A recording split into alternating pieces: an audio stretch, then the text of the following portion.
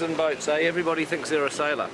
So welcome to our new blog, which is about the logistics of location shooting. We've been travelling pretty much the length and breadth of New Zealand shooting locations for The Hobbit. It's been great to get outside. It's been great to get that texture of Middle-earth into the movie. After many, many weeks of shooting in the studio, we've established our characters, we've established our story, and it was finally time to get on the road and establish the landscapes of Middle-earth. So we're currently moving about 500 crew for main unit to Hamilton, and then about 200 second unit crew to various parts of the country. We like to call it the biggest logistical move in cinematic history. Just because of the size of the fleet, close to 140 vehicles. As you can see, we're moving around a huge circus. I think everyone is secretly scared but quietly excited. The main reason for going on location on the project is to capture the scenic beauty of New Zealand. Peter's often said one of the things that won the fans over so much in the Lord of the Rings series was the unbelievable vistas and scenics because they were so magnificent. People are really excited about getting outside and taking this on the road. These are our changes for main unit crew, so this is how big we actually are. We're probably over 500. Everybody has to be in the right vehicle at the right time, they have to travel to the right place, they have to have rooms to be able to sleep in. I can't begin to imagine the logistics involved with shifting the crew, the cast, the equipment that we have on The Hobbit. It's pretty mind-blowing. You have to take everything with you to produce the films. We're having to provide our own electricity, areas to cook food, areas for people to sit down and eat. You've got to provide water, the bathrooms and the toilets that people need. You have to have weather cover, heat when it's cold, and you've got to provide cooling when it's hot.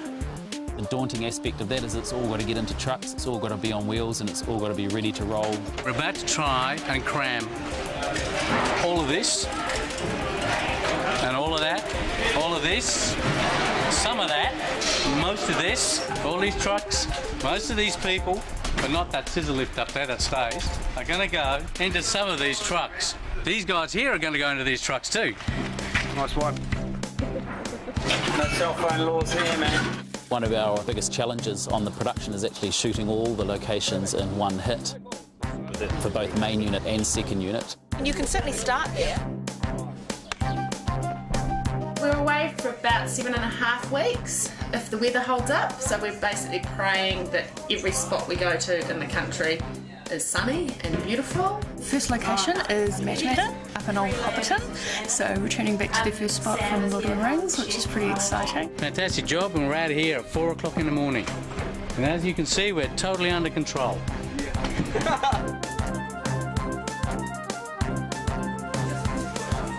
Why aren't you helping? I've got to carry this. We're going to some of the remotest locations of New Zealand, and if there's one thing grips can't live without, that's the latte, soy. That's right. We're getting ready to go away, and so far we haven't packed anything. And tomorrow is our last day with 30-odd hobbits doing a big scene against green screen on for Hobbiton. This is my Louis Hobbit, my Sonny Hobbit. So we need the largest team on, because we've also got to try and pack. And then they're going to say, where did you pack it? Because they'll need it. Where's that wig? Did you put it away? No, we've got to put it on his head now. And we'll all be here till midnight trying to load up the buses because they leave at 4 o'clock in the morning. Be sure to pack scotch, tequila, wine and beer. A heap of plants. 3 razor blades. 60 kilos of toilet paper. A few artificial trees. Socks. and some Jägermeister. Last day Wellington, so everything needs to move. We've got a stock truck coming in to take our 49 mixed-age sheep, 15 chickens, 9 goats, 5 3-year-old steers, 4 pheasants, 2 Muscovy ducks. We've also got Michael Jackson, the walking chicken, on the lead. We're just going to take you through, get your contracts done. We've got lunch packed for you to take on the road. So just follow me. Oh, the keys are in it? Keys are in it. We've got GPS units installed in the trucks purely so we can watch what's happening as they move up and down the country. If you don't arrive, we can't shoot. Last truck should be out of here in half an hour, and then Hobbiton. Crikey.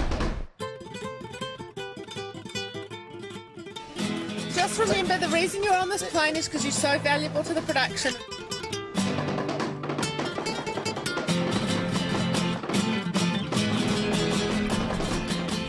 main unit had over 100 units on wheels that were travelling to the first location. That was quite a feat in itself, just having that amount of drivers on the road. It's all about arrows, it's all about maps and directions. Once we arrive, we get in and it's about an 8-hour turnaround from when the first truck turns up to when the unit base is actually functional for filming. They've got to get these trucks level for working in, got to get them all powered up, and they've got to get them all functioning so quickly. Prosthetics, makeup, costume, catering. It's not just a case of a small crew going into very out-of-the-way places. We're literally occupying the space of a football field. I think it's actually 2 football fields. We moved 7,000 cubic metres of dirt to accommodate everything that goes with making a film of this size with this many people involved. It's very much a mini city.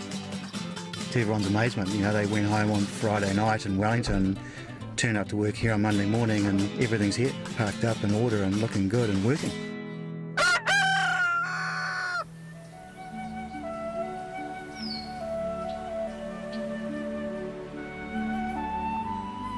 It's okay. Rough day at the office today, Mom. So after 110 days in the studio, we finally make it out into the sunshine.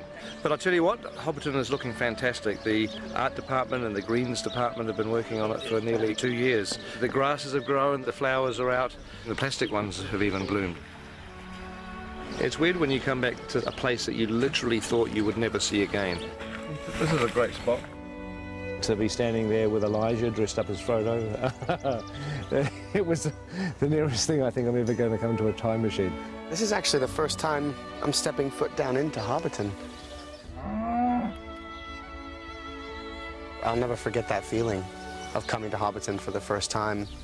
So much time spent in this universe, you know, with these characters, and I keep referencing the fact that I turned 19 when I came to Hobbiton for the first time. 11 years ago. I'm 30 now. I don't know, there's so many feelings of nostalgia and history. We'd been searching pretty much the whole country for this rolling green countryside. We were up here scouting around and found this place called Buckland Road. And sure enough, when we flew over it, we found the round tree, the hill, the lake. It was all meant to be. Of course, then it was a matter of talking to the owners of the land, getting their permission to shoot here and build here. It was a Saturday afternoon during a major New Zealand rugby game that he came and knocked on my father's door. And he said they wanted to make a movie, and my father actually said, "Lord of the what?" I think I kicked him under the table quietly, but that's how it all started. This time around, they built it for real. So before, all of these hobbit holes were built using polystyrene. When the filming was finished, they tore it all down. Even though it's been available for tours and, you know, for people to look at it, we didn't have any of the Hobbit holes here. Doing The Hobbit now, it gave us the ability to rebuild Hobbiton out of permanent materials. Materials that aren't going to deteriorate, and we can carry on showing people what's involved in making a movie behind the scenes. It's all, I mean, that's actual rock, stone. It's pretty amazing. Hobbiton is going to stay exactly as it is today, which is fantastic. There's real wood, there's real stone, real bricks, and it's going to be here hopefully for decades to come. Yeah, no, it's a great gift to the people of Manamat, and as Minister of Tourism, I'm all in favour of it, so well done. Some prime real estate. I'll get you two, I'll get Kate and... Hobbits. Oh, Jordan. Hello. Hello. Hello. You guys having a good day? Yeah, it's good. How are those feet treating you? Yeah, they're okay. Are they? When you're at Hobbiton, you forget that you're on a film set. Seeing it like this kind of living model village is just extraordinary. You just totally believe this place exists. And that's because it does. Maybe I've smoked a little bit too much of this now. It's an authentic village. It's 100% 360-degree, look wherever you like, little hobbit village. You can imagine just being a hobbit in this environment and get up and have a cup of tea on the doorstep and listen to the birds and the frogs, children running around, or go to the market, buy a big bottle of beer and drink it. I'm loving it. You're not really designing a film set, you're trying to put yourself in the mindset of a hobbit and figuring out, well, where would you like your house to be? There were 44 personalised hobbit holes, and each hobbit hole has the different little details depending on their location. It's kind of amazing, the door's actually open. Hello. Hello? No, nobody home at the moment. They must be at the market. Welcome to the set of The Hobbit. So how did you get involved in this? My 4 daughters auditioned and they all missed out. And I got in. So I wasn't a popular father at that point. You guys are up for stealing, aren't you? Yeah. Oh, hell yeah, good. Yeah, big bag hobbits. Check this out. Oh yeah. I'd like to get a nice comb over. Is this going to be in the movie? Yeah, we can cut that. That's fantastic. We've got that. So we've just finished our first week on location. But, you know, I just wish I could move into one of these hobbit holes. I mean, this would be an absolutely idyllic place to live. It really would. This is the sort of place that I would very happily retire to. In fact, might think about it tonight or the next day. It would be good retiring here. That would be quite nice. Bye-bye. I hope you enjoyed the first part of our location blog. The second part will be ready very early in the new year. And in the meantime, we've just shot the last shot for The Hobbit in 2011. So it only remains to do one last thing, which is to wish you all a Merry Christmas! Merry Christmas! Champagne! Very good.